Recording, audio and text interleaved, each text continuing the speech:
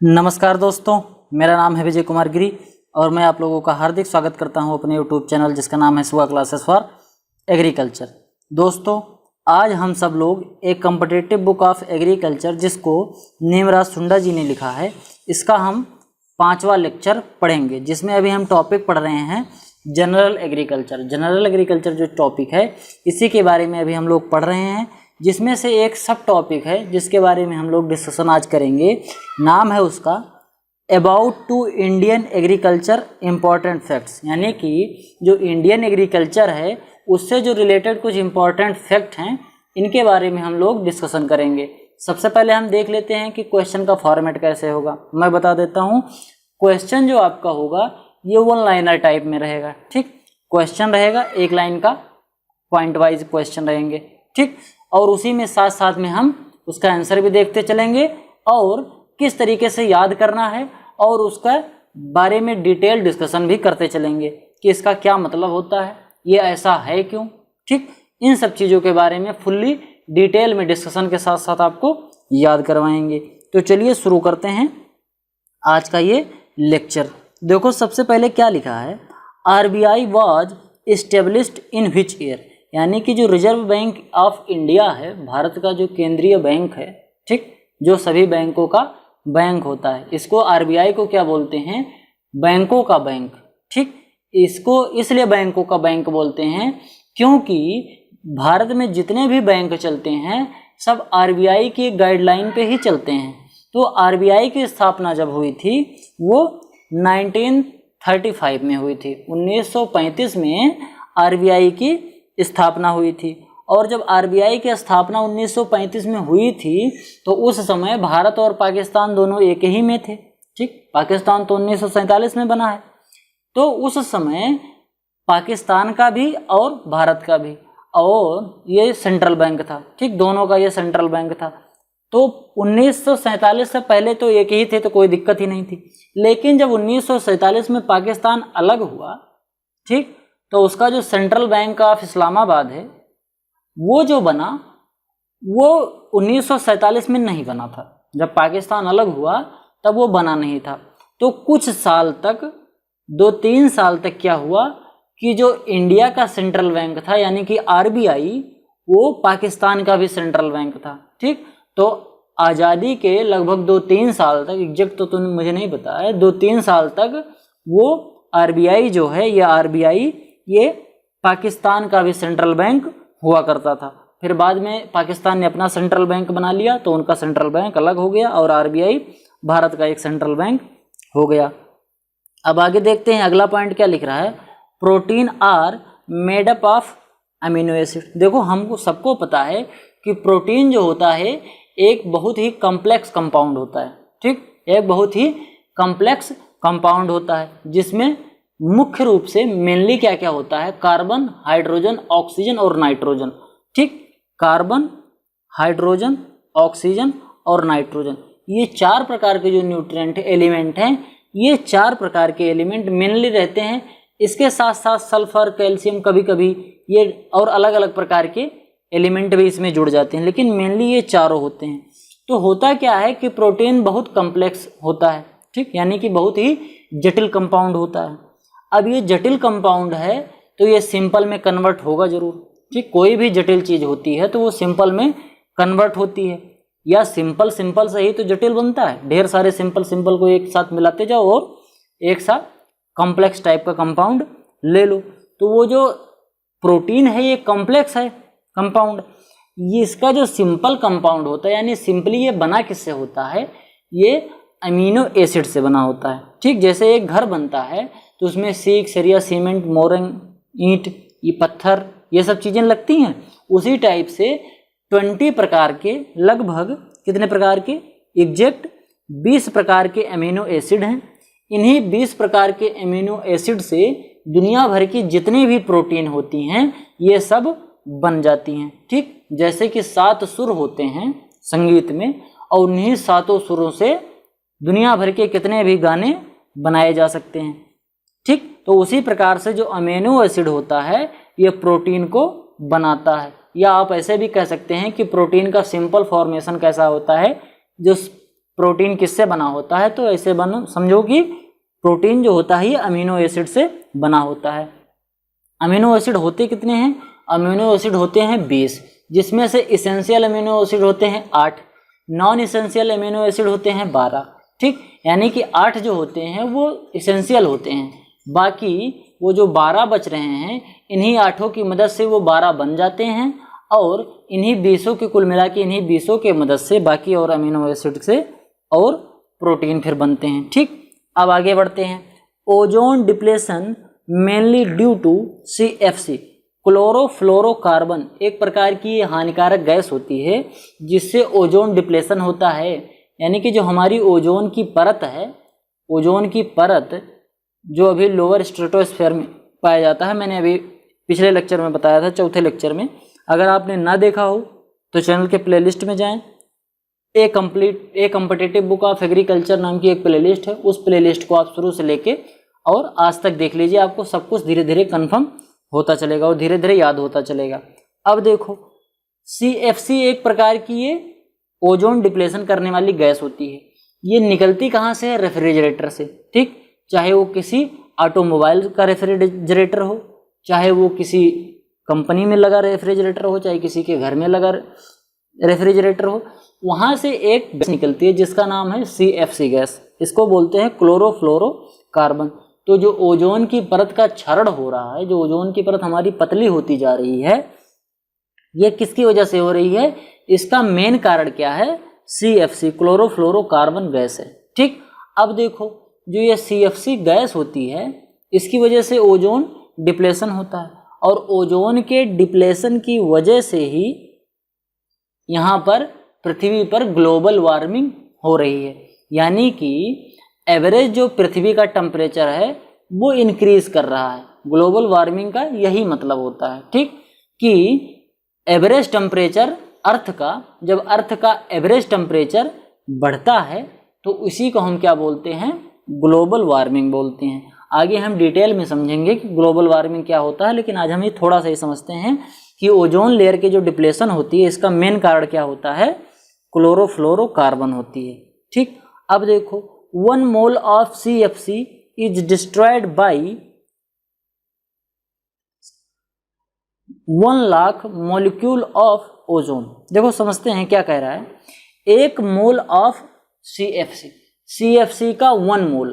ठीक, 1 मोल समझते हो, केमिस्ट्री में आप लोगों ने पढ़ा होगा, 22.4 लीटर अगर नॉर्मल प्रेशर और नॉर्मल टेम्परेचर पे, ठीक, स्टैंडर्ड टेम्परेचर और प्रेशर पे किस गैस को, CFC गैस को, इसका वॉल्यूम निकाला जाए, स्टैंडर्ड टेम्परेचर और प्रेशर पर अगर CFC गैस का वॉल्यूम निकाला जाए और उसका वॉल्यूम कितना हो, 22.4 लीटर हो, तो वो कितने के बराबर होती है, 1 मोल के बराबर होती है। समझ गए बात, 6.022 इंटू 10⁻23 इतने एटम होते हैं किसी भी गैस के।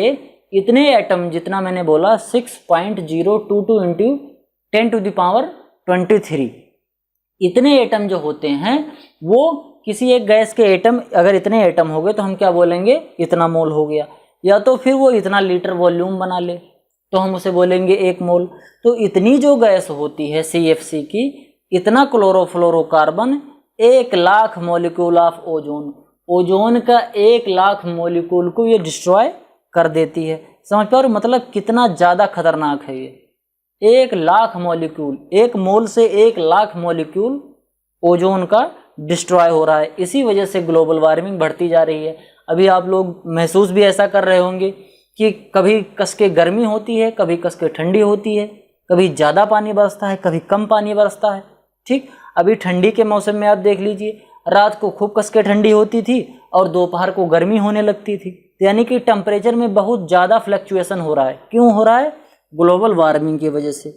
अब देखो आगे, gas filled in fire extinguisher cylinder is CO2, carbon dioxide. जो अग्निशमन वाला सिलेंडर होता है, जो आग बुझाने वाला सिलेंडर होता है, एक लाल लाल सिलेंडर आप लोगों ने देखा होगा हॉस्पिटल में या किसी सरकारी इमारत में या कोई बड़ी इमारत हो, कोई मोन्यूमेंटम हो, ठीक, कोई ज़्यादा इम्पोर्टेंट प्लेस हो, तो वहाँ पर अग्निशामक यंत्र ये रखा होता है, ठीक। इसके अंदर एक गैस भरी होती है जिसका नाम होता है क्या, कार्बन डाइऑक्साइड। अब देखो हम बात समझते हैं कि ये आग को बुझाने में मदद कैसे करता है, ठीक। जैसे मान लो कि आग जल रही है, तो आग जल रही है तो आग के जलने के लिए दो चीज़ें मेन होती हैं, एक तो ज्वलनशील पदार्थ, ठीक, इन्फ्लेमेबल कोई मैटर हो, और उसके साथ साथ ऑक्सीजन, ठीक। ऑक्सीजन रहेगा और कोई ज्वलनशील पदार्थ रहेगा तो आग लग जाएगी। जैसे ज्वलनशील पदार्थ पेट्रोल है और एनवायरनमेंट में ऑक्सीजन है, तो अगर हम कभी पेट्रोल में आग लगाएंगे तो पेट्रोल जल जाएगा। अब ये CO2 काम कैसे करता है, जैसे मान लो पेट्रोल में आग लगी है कस के, ठीक, तो यहाँ पर देखो ऐसे ऐसे कस के आग लगी है।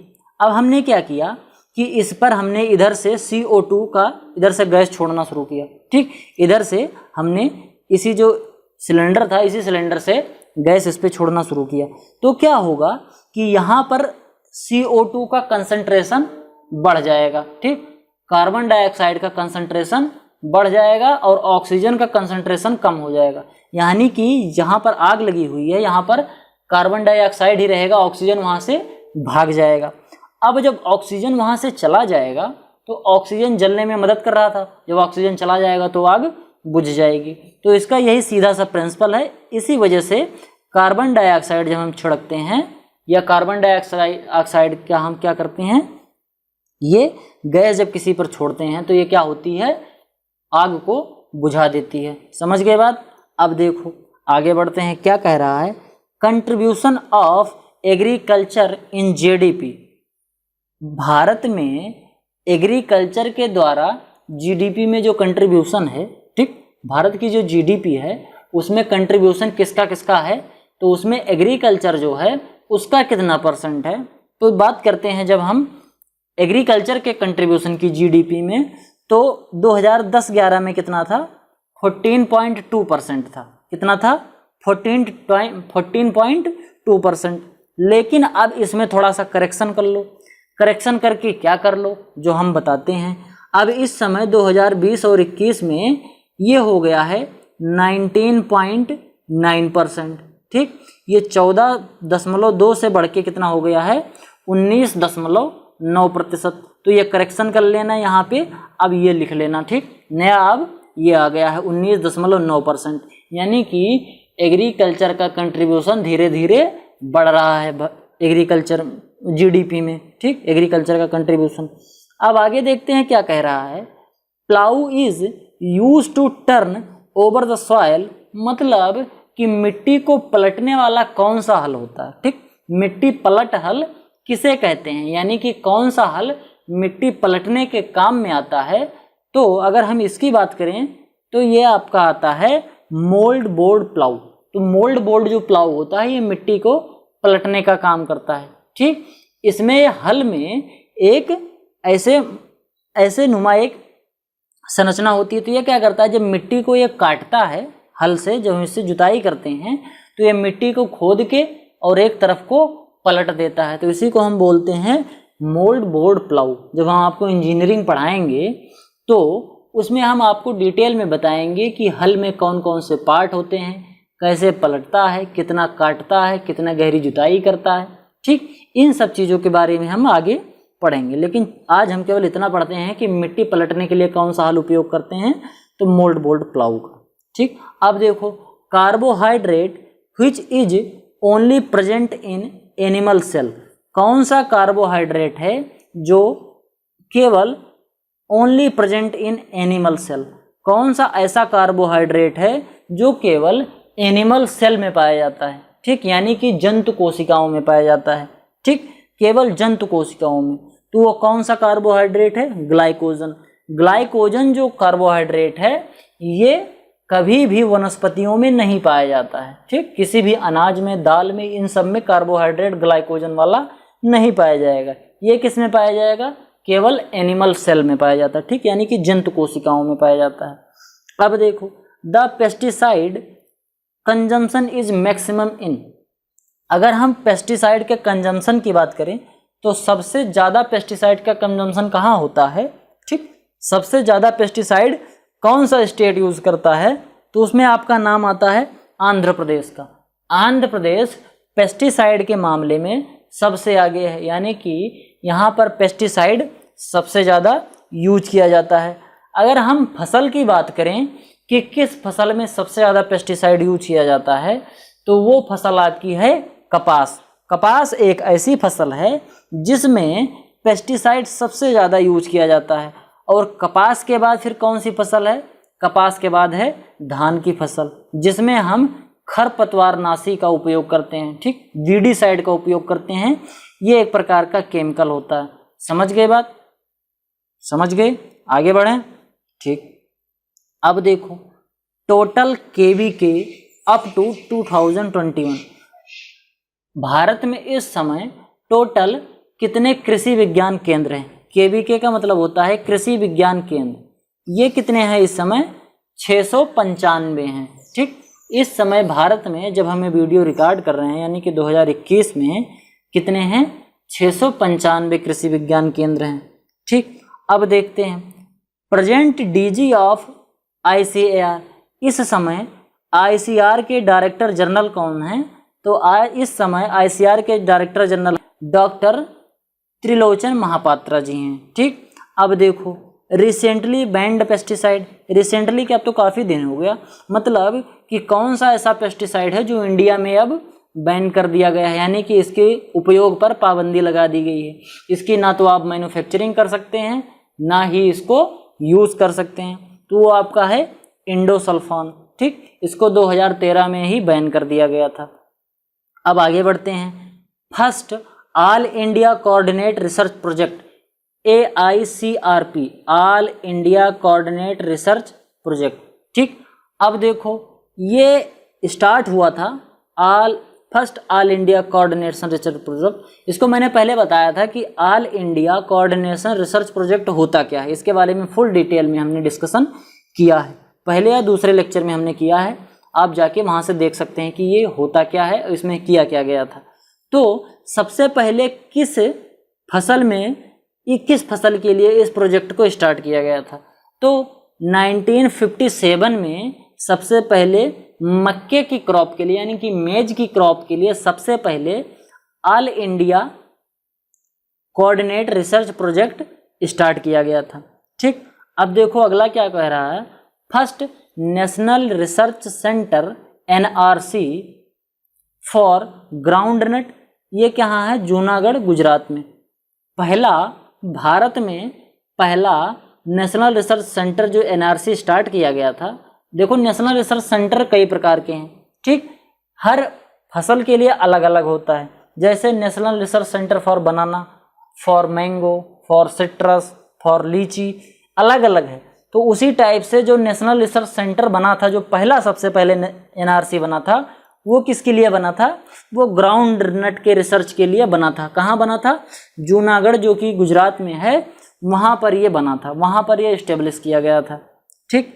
अब देखो the region inhibited by living organism on land, ocean and atmosphere. देखो वो रीजन, ठीक, वो रीजन जहाँ पर ऑर्गेनिज्म पाए जाते हों, जहाँ पर जीव पाए जाते हों, चाहे वो लैंड हो, चाहे वो ओशियन हो, और चाहे वो एटमॉस्फेयर हो, इन तीनों को मिलाकर जहाँ तक भी बायो पाए जाएंगे, यानी कि जहाँ तक ऑर्गेनिज्म लिविंग ऑर्गेनिज्म पाए जाएंगे, जीवित जंतु जहाँ पाए जाएंगे, उसको हम क्या बोलेंगे, बायोस्फीयर, ठीक। यानी कि बायोलॉजी वाले जितने भी चीज़ हैं वो जहाँ जहाँ पाई जाएगी उसको हम बोलेंगे बायोस्फीयर। समझ गए बात, आगे बढ़ते हैं। Name the plant which produce food themself through photosynthesis, उन पौधों को क्या कहते हैं, या उनको हम क्या कहते हैं जो फोटोसिंथेसिस के थ्रू अपना भोजन खुद बनाते हैं, उनको हम कहते हैं फोटोट्रॉप्स या ऑटोट्रॉप्स, यानी कि इनको उत्पादनकर्ता बोलते हैं, ठीक। आदमी क्या होते हैं, या शेर, बाघ, बिल्ली क्या होते हैं, ये ऑटोट्रॉप्स नहीं होते हैं, ठीक, ये परपोषी होते हैं। समझ गए बात। लेकिन जो ये होते हैं ये स्वपोषी जीव होते हैं, ठीक। जो प्लांट होते हैं ये स्वपोषी होते हैं, ये जमीन से न्यूट्रिएंट ले लेंगे अपने आप, सन से सनलाइट ले लेंगे और पानी ले लेंगे। इन्हीं सब की मदद से ये अपना कार्बोहाइड्रेट, अपनी एनर्जी के लिए जो भी चीज़ें चाहिए होती हैं ये बना लेंगे। लेकिन अगर हमको कोई दे दे कि ये लो आयरन ले लो, ये नाइट्रोजन ले लो, ये कार्बन, हाइड्रोजन, ऑक्सीजन, ये सब ले लो, पानी ले लो, ये सनलाइट ले लो और अपना जो तुम्हें भूख लगी यही सब खा लो, इससे भूख मिट जाएगी, तो क्या मिटेगी? इससे नहीं मिटेगी। अगर हम लोहा चबा जाएंगे तो हमारा हालत ख़राब हो जाएगी। ठीक, लोहा खाएंगे, कैल्शियम खाएंगे तो हम डायरेक्ट इसको कंज्यूम नहीं कर सकते। हमें कंज्यूम करने के लिए फैट के रूप में, कार्बोहाइड्रेट के रूप में, विटामिन के रूप में, प्रोटीन के रूप में इन न्यूट्रिएंट की आवश्यकता होती है। लेकिन पौधों को इस रूप में नहीं आवश्यकता होती। उनको केवल न्यूट्रिएंट दे दो, पानी दे दो और सनलाइट दे दो, वो अपना भोजन खुद ही बना लेंगे। तो इसीलिए उनको स्वपोषी बोलते हैं पौधों को, और बाकी जीवों को क्या बोलते हैं? परपोषी बोलते हैं, क्योंकि ये पौधों पर आश्रित होते हैं। समझ गए बात? आगे बढ़ें, देखो आगे फिर क्या बोल रहा है। अगली लाइन क्या है? इंडिया वोन नीम patent in March 2015 from GR grace company of America since 1999। बात समझते हैं कि देखो, जो कोई भी चीज़ हो, अगर किसी वैज्ञानिक ने या किसी कंपनी ने कोई भी प्रोडक्ट जो एक यूनिक टाइप का प्रोडक्ट है उसने बनाया है, तो वो कंपनी क्या करती है? WTO वर्ल्ड ट्रेड ऑर्गेनाइजेशन जो होता है वहाँ पर जाके वो पेटेंट करा लेती है। समझ गए? जैसे कि बात करें हम इस समय टाटा ट्रक की बात करें, ठीक, टाटा का जो ट्रक है, तो क्या टाटा का ट्रक टाटा कंपनी के अलावा कोई और बना सकता है? नहीं बना सकता। क्यों? क्योंकि टाटा ने उस पर पेटेंट कराया है कि इस मॉडल का सेम टू सेम ट्रक दुनिया में और कोई नहीं बना सकता, क्योंकि हमने ऐसा पेटेंट करा के रखा है। तो दुनिया में ट्रक तो बहुत बन सकते हैं, लेकिन टाटा का जिस तरीका का ट्रक है बिल्कुल सेम टू सेम एग्जैक्ट उसी टाइप का ट्रक और कोई नहीं बना सकता, क्योंकि टाटा ने उसको पेटेंट करा रखा है। इसी तरीके से जो यूरिया होती है उसमें नीम कोटेड यूरिया पे विवाद हो गया कि नीम कोटेड यूरिया का जो पेटेंट है वो इंडिया कह रहा था कि हमने बनाया है। इंडिया कह रहा था कि जो नीम कोटेड यूरिया है जी, यूरिया में जो नीम मिला देते हैं, नीम की खली, वो मिला के जो बनाया गया है यूरिया, इसका पेटेंट इंडिया कहता था कि सबसे पहले हमने बनाया है। और अमेरिका की एक कंपनी थी GR ग्रेस कंपनी, वो कंपनी कहती थी कि इसको सबसे पहले हमने बनाया है। तो इन दोनों ने क्या किया? WTO में कंप्लेन करी कि इसका पेटेंट हमें मिलना चाहिए। इंडिया ने कहा हमें मिलना चाहिए, और अमेरिका की जो GR ग्रेस कंपनी थी उसने कहा कि इसका पेटेंट हमारे पास है। फिर इन दोनों में क्या हुआ? केस फाइल हो गया। इन दोनों ने केस फाइल कर दिया। केस कब फाइल हुआ? 1999 में, 1999 में इस पे केस फाइल हुआ, और इसका जो फैसला आया वो कब आया? मार्च 2005 में, जिसमें भारत विजयी हुआ। ठीक, यानी कि नीम कोटेड यूरिया का पेटेंट इस समय किसके पास है? पूरी दुनिया में नीम कोटेड यूरिया का पेटेंट इस समय इंडिया के पास है। समझ गए? भारत ये केस जीत गया। अब देखो आगे बढ़ते हैं, क्या बोल रहा है? इन नॉर्दर्न इंडिया, यानी कि उत्तरी भारत में, some time rain take place in winter which is due to western depression. Western depression का मतलब समझ रहे हो? वेस्टर्न डिप्रेशन का मतलब होता है कि पश्चिमी निम्न दबाव क्षेत्र। ठीक, पश्चिम में जब निम्न दबाव का क्षेत्र बनता है, इंडिया का नक्शा देखो माइंड में बनाना, यहाँ मैं फोटो लगाना भूल गया। इंडिया का नक्शा माइंड में बनाओ। ठीक, अब तुम पश्चिम साइड में जाओ। पश्चिम साइड में कहाँ? पश्चिम साइड मतलब हरियाणा, पंजाब, राजस्थान, इस साइड में गए। अब ऐसा महसूस करो कि यहाँ पर क्या हुआ? वायु का दबाव कम हो गया। ठीक, अब जब वायु का दबाव कम हो जाएगा, और इधर से बंगाल की खाड़ी में, या आप इधर से अगर बात करें तो हिंद महासागर में क्या हुआ? दबाव बढ़ गया। यहाँ दबाव ज़्यादा है, वहाँ दबाव कम हो गया। अगर हम भारत का भी नक्शा बनाएं तो समथिंग लाइक दैट, ऐसा नक्शा कुछ बनेगा। देखो एग्जैक्ट हम बना नहीं पा रहे हैं, बात समझ लेना, बस ऐसे समझ लो। अब देखो मान लो यहाँ पर क्या हुआ कि यहाँ पर कम दबाव का क्षेत्र बन गया, तो समुद्र में यहाँ से हवाएं उठेंगी। ठीक, यहाँ से हवाएं उठेंगी और इस साइड को ऐसे चलेंगी। समझ गए? ऐसे चल रही हैं। अब यहाँ दबाव कम है तो हवा का यही काम होता है कि वो ज़्यादा दबाव से कम दबाव की ओर बहती है। जहाँ पर दबाव कम रहेगा वहीं बहेगी। इसीलिए टायर में अगर पंचर होता है तो हवा बाहर निकल जाती है, क्योंकि टायर के अंदर हवा का दबाव ज़्यादा है और एनवायरनमेंट में हवा का दबाव कम है। तो यहाँ पर हवा का दबाव ज़्यादा था, यहाँ पर हवा का दबाव कम हो गया वेस्टर्न डिप्रेशन की वजह से। इसी वजह से क्या हुआ कि यहाँ से हवाएं चली और यहाँ आई, और जब हवाएं इधर आएंगी तो यहाँ से कुछ मानसून लेकर आएंगी और ये हवाएं जाएंगी यहाँ पर भाग के पहुँच जाएंगी कहाँ, नॉर्थ इंडिया में, और नॉर्थ इंडिया में पहुँच के उत्तरी भारत में तब ये बरसात कर देती हैं। ठीक, ये कब होती है, टेक प्लेस, ये ठंडी के समय में होती है। समझ गए बात, आगे बढ़ें। ठीक, अब देखो नेशनल एग्रीकल्चर इंश्योरेंस स्कीम, जो एक NAIS चलता है, नेशनल एग्रीकल्चर इंश्योरेंस स्कीम, जिसमें जो एग्रीकल्चर से जो रिलेटेड कमोडिटीज़ हैं इनका इंश्योरेंस किया जाता है। तो इंश्योरेंस कौन करता है, वो करता है राष्ट्रीय कृषि बीमा योजना। और ये किसके द्वारा स्पॉन्सर किया जाता है, मतलब इसको करता कौन है, ये इंश्योरेंस देता कौन है।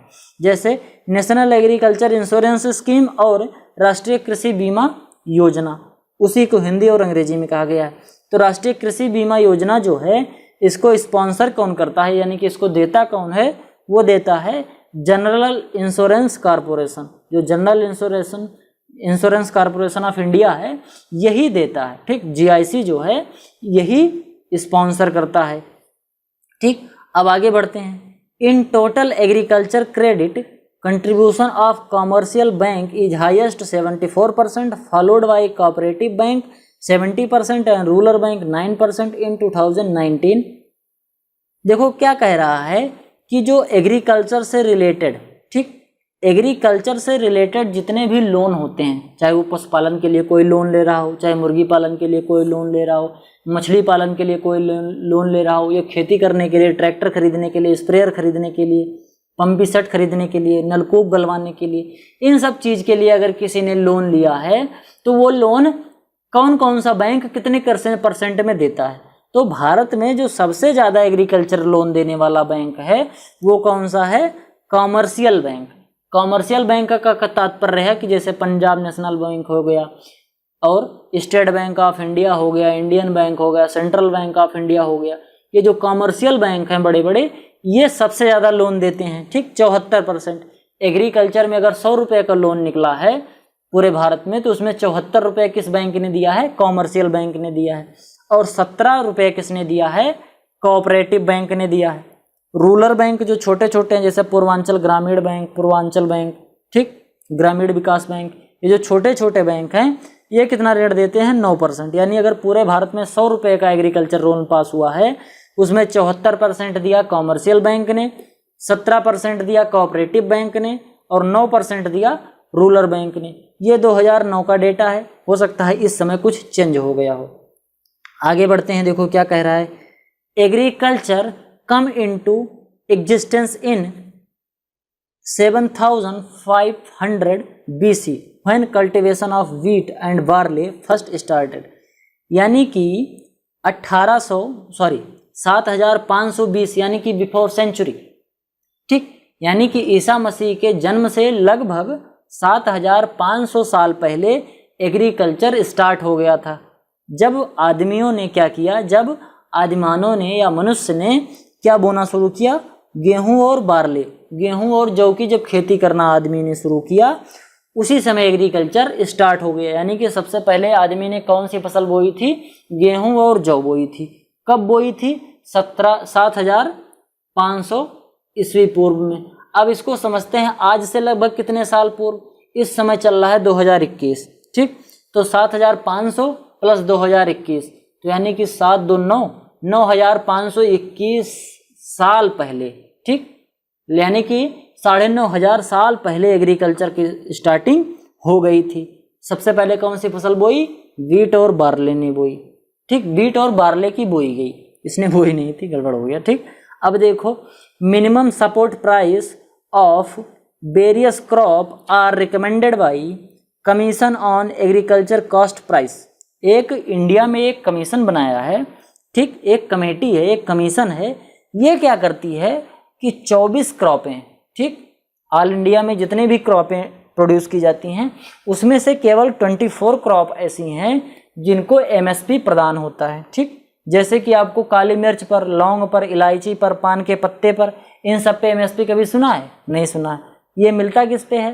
दाल पे मिलता है, जैसे चने पर, मटर पर, अरहर पर, गेहूं पर, धान पर, ठीक, कपास पर, इन सब चीज़ों में, आलू, प्याज, इन सब चीज़ पर क्या मिलता है? एमएसपी मिलता है। अब ये एमएसपी निर्धारित कौन करती है? मिनिमम सपोर्ट प्राइस यह निर्धारित कौन करता है?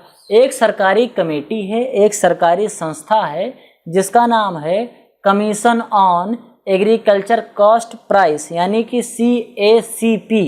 क्योंकि इस समय किसान आंदोलन खूब जोर शोर से चल रहा है, तो हो सकता है कॉम्पिटिटिव एग्जाम जो इस समय एग्रीकल्चर से जुड़े आए उसमें ये पूछ लिया जाए कि एमएसपी कौन डिसाइड करता है, तो आपका आंसर जो रहेगा वो CACP यानी कि commission on agriculture cost price निर्धारित करता है।